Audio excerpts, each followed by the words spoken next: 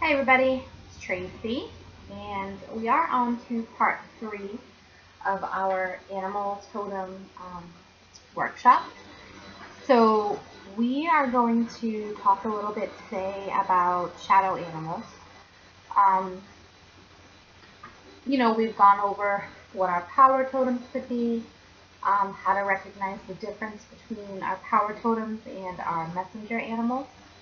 Um, so there is also a shadow aspect to it. As with everything, there's a shadow to it. If you're not familiar with what a shadow of someone is, it's basically the opposite of what we portray to the world and to ourselves as well.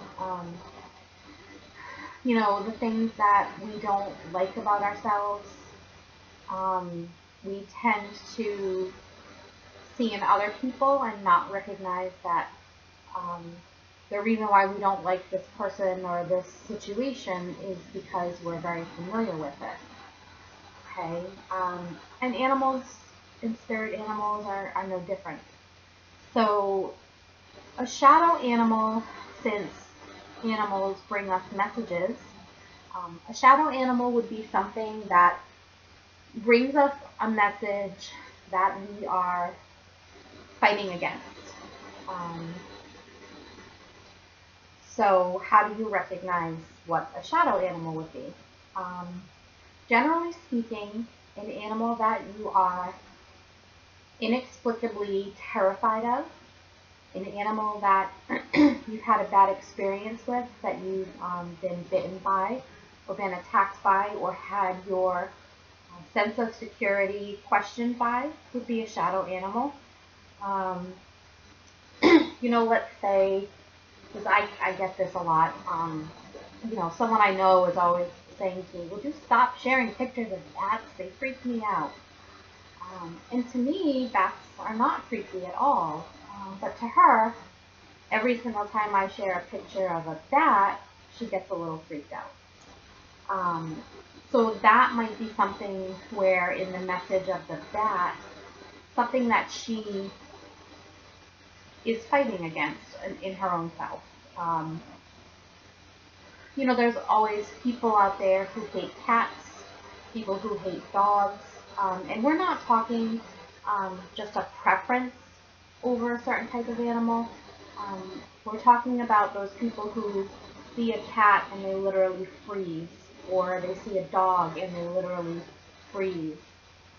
For me, my shadow animal is definitely a spider. And I've actually gotten better with it since I know that there's a reason why they keep, popping up for me. Um, but there was a period of time where I would see a spider and I would literally run out of the room, scream and yell. You would honestly think that someone was trying to murder me.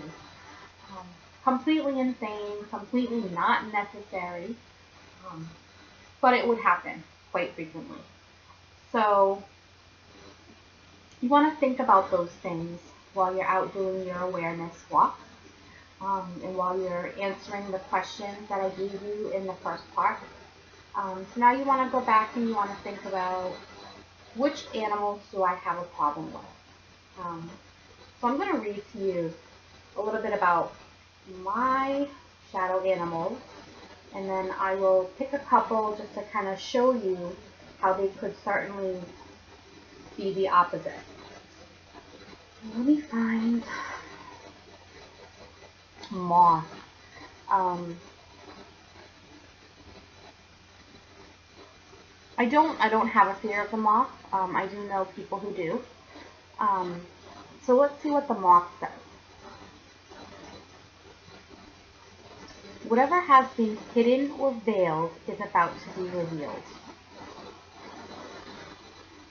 If you're single, focus your intention on attracting a romantic partner. And once you do, trust your senses as to whether or not this person is a good match.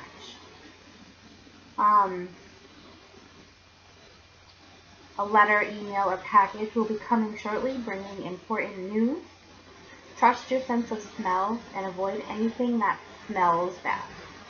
So if we're looking at the moth as a shadow animal, there could be something in there that if you have a fear of the moth, you either completely try to ignore. It's something that maybe you don't accept about yourself. So let's take, for instance, trust your sense of smell and avoid anything that smells bad. Maybe you're the type of person who doesn't like to trust your intuition. Maybe you don't know what your intuition is. Maybe your intuition has proven correct many times, and so now you just kind of wish to ignore it. That's a possibility. So let's see what we have here.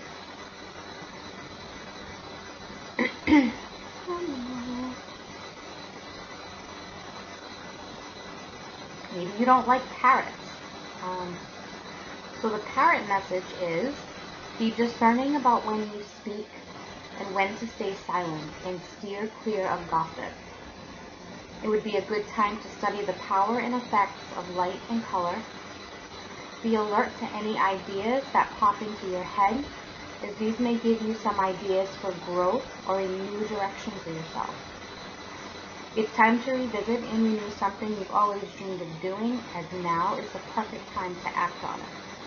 So if you're looking at this from a version of, I really just hate parrots, I don't understand them, I don't like them, maybe you have a difficult time knowing when to stay silent, knowing when to allow things to play out.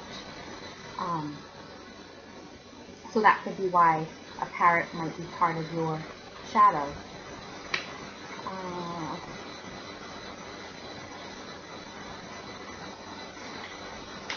Pigeons.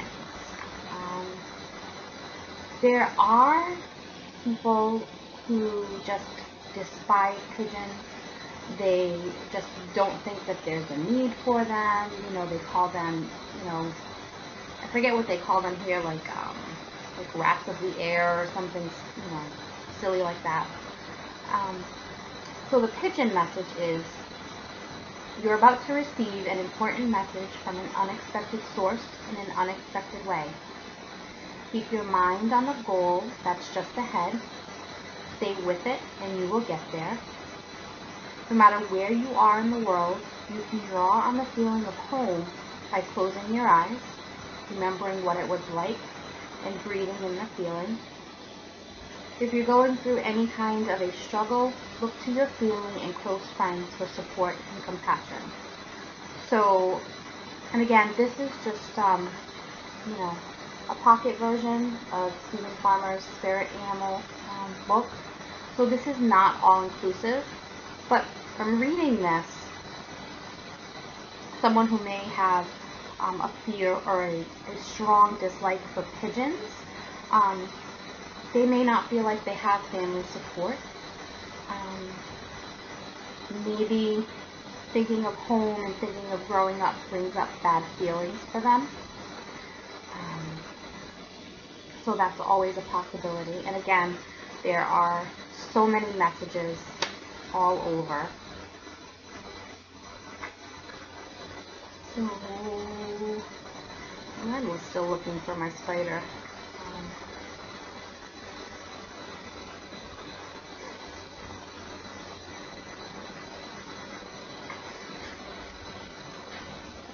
Okay.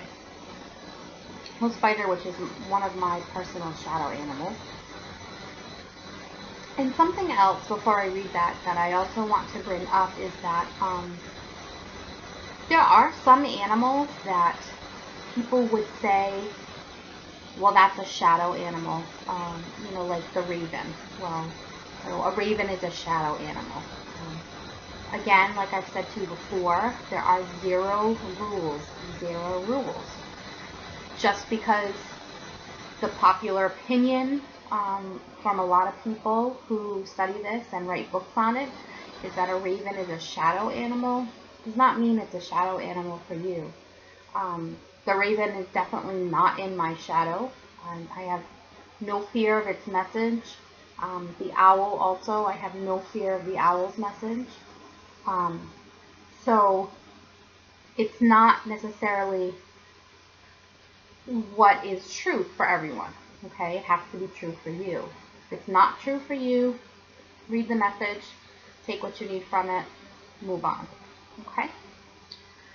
So there are people, and I know quite a few of them, who love spiders. I'm not one of those people. I'm getting better. I don't need to immediately kill them. I have sometimes transferred them outside, but they're still not allowed in my house. If they're in my house, all bets are off. Sorry, you're getting squished. So, spider. This is an opportunity to assess your deepest wisdom and assimilate it so that it becomes a part of your daily living. Beware of any potential traps or ruses that you attempted to get involved in. Rather than staying stuck in this apparent impasse, open your mind to the infinite number of possibilities that are before you and make a choice. Don't limit yourself to the mundane world, but instead be willing to explore other dimensions and realities. It's time to write creatively without limits, a tradition or habit, allowing yourself to be inspired by nature. So the general message of the spider when the spider comes to me is normally when I'm being creative.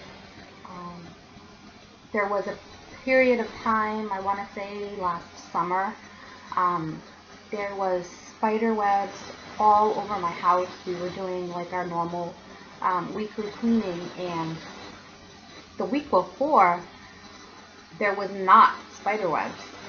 In that week there was spider webs all under my kitchen cabinets, under all of the baseboards in my house. It just kind of looked like I was infested with spiders. Outside in my yard we have a lamp, kind of like a metal lamp post that's in the ground, and there was so many spider webs out there. I just kind of closed my eyes, walked past, let them be. On that day, when I got into my kitchen, I did find the spider. It was a good size, normal black spider, nothing bad. But during that week, I had been very creative. I had been working on different jewelry designs and all of that, and getting ready for a show. So that's why the spider comes in. It's bringing me that medicine, that creativity that I need in order to get ready for a fair. But of course, as I read this, here where it says, don't limit yourself to the mundane world, but instead be willing to explore other dimensions and realities. Being a medium, being a psychic, being an energy worker, whatever I choose to define myself as,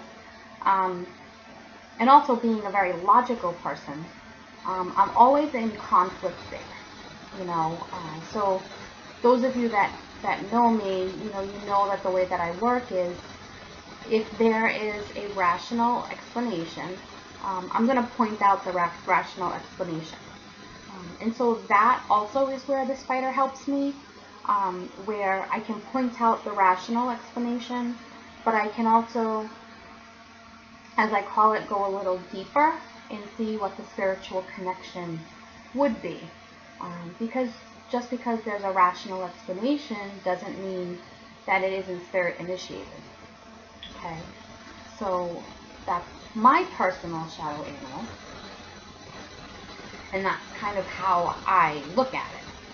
And again, like I said, when you're doing your homework or you're following up on this exercise, there's nothing right, there's nothing wrong. I do encourage you to investigate, when you Google, let's say you're afraid of squirrels. I don't know how you could be afraid of squirrels, but there are people who just don't like squirrels. They find them super, super annoying. Don't just read the first definition that you find on Google. You want to read a couple of them.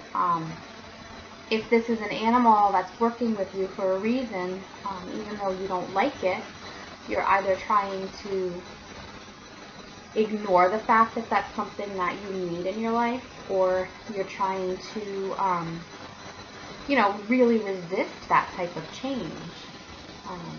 Resistance to change is always a very difficult thing to overcome, and here I am, I'm 39. Yeah, 39. And I have had an intense fear of spiders ever since I was probably 16 or 17 when I watched the movie Arachnophobia. And it had times when it peaked, and right now it's kind of really low. But it's still something I need to work with, Shadow work and dealing with what we're afraid of, both emotionally and physically. As in, when I say physically, I mean in your face, this is happening right now. It's very difficult.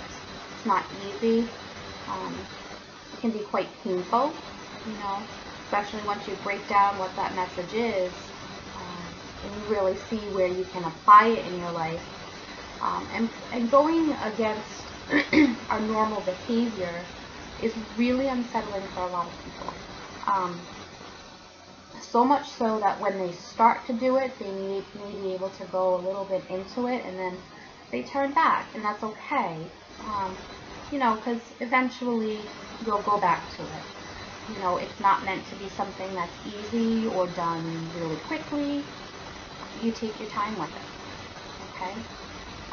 So that's it for our segment on shadow animals.